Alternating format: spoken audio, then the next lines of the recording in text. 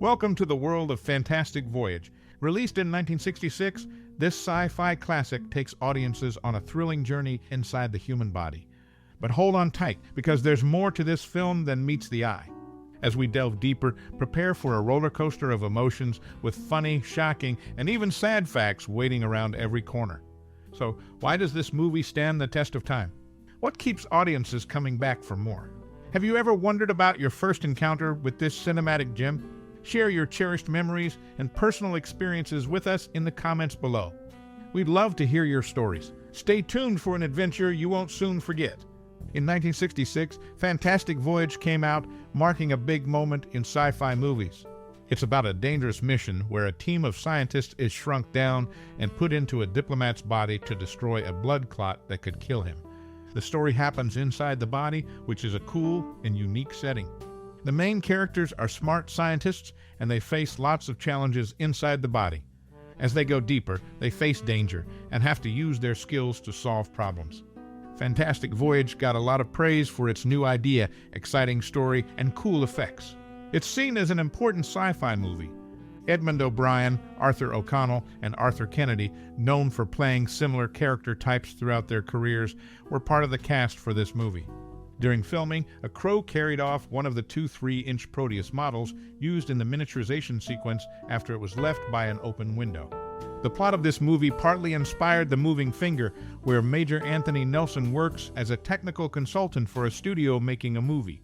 In the movie, an American astronaut, shrunken to the size of a pinhead, is injected into the bloodstream of a Soviet astronaut. He works his way to the brain to retrieve vital defense information. The screenplay for this movie was completed in 1964, based on an original story written in 1963. Jonah and the Whale borrowed props from the elaborate sets of this movie. The Italian censorship visa number 4070-888 was delivered on 6 October.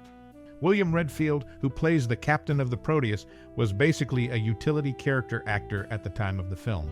He would become much more recognizable to audiences by 1975 after playing the much put-upon character Harding in One Flew Over the Cuckoo's Nest.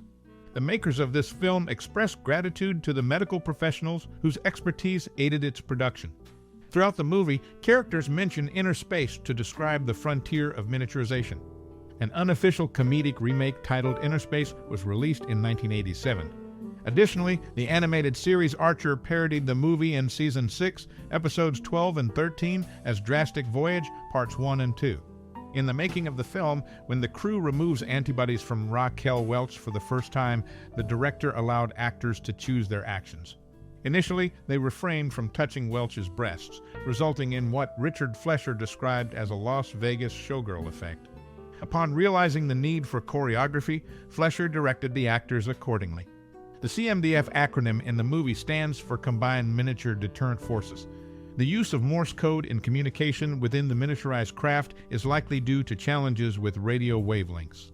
Morse code can succeed where radio antennae face tuning issues. The miniaturized craft's antennae operate at very high frequencies with short ranges requiring precise tuning for effectiveness. This explains the array of small antennae around the patient, situated closely due to their limited range. The 1966 movie Fantastic Voyage, directed by Richard Flesher, begins with a prologue promising viewers an unprecedented journey into the unknown. The film taps into the excitement of the era where space exploration was on the brink of becoming a reality. Flesher, a former pre-med student, brought his understanding of science to the project. During filming, actress Raquel Welch admitted in her 2013 book that she developed feelings for her co-star Stephen Boyd. Despite her advances, Boyd remained uninterested. Fantastic Voyage remains a classic in science fiction cinema, offering a thrilling adventure inside the human body. Its legacy continues to captivate audiences, showcasing the ingenuity and imagination of its creators. Fantastic Voyage is a famous movie that many medical schools like because it shows the inside of the human body very well. It tells the story of a group of people who become tiny and go inside a person's body.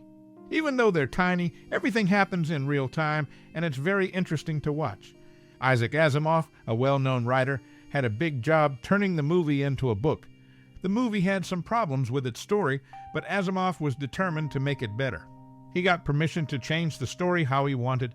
Surprisingly, Asimov finished writing the book before the movie was even done filming. Asimov's book fixed the problems in the movie and made the story even better. People loved how he wrote the story, and it got a lot of praise.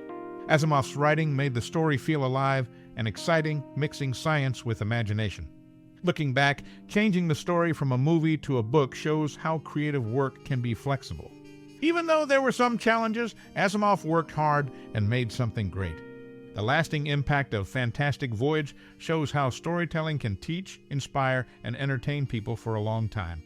The opening credits of the movie feature sound effects originally created for the computer in desk set.